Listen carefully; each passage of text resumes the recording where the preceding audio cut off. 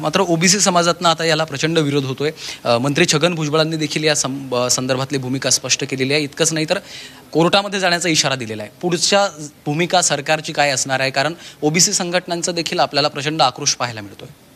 खरं म्हणजे यामध्ये काही लोकांनी मी पाहिलं तुमच्या म्हणजे वृत्तवाहिन्यांच्या माध्यमातून की ओबीसी नेते बबनराव तायवाडे यांचा काही वेगळं मत आहे की याच्या बाबतीमध्ये ओबीसीला कुठलाही धक्का नाही, नुकसान नाही।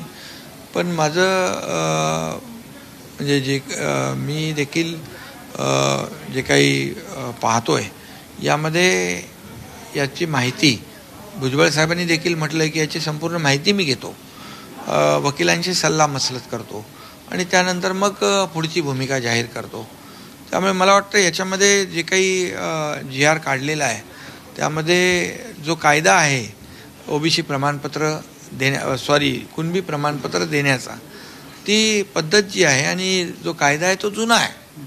आम्ही नवीन असा कुठला कायदा तयार केलेला नाही, परंतु कुणबी नोंद असेल, कुणबी त्याला तात्काळ प्रमाणपत्र मिळालं पाहिजे आणि त्या कायद्याच्या आधारेच हा GR काढलेला आहे।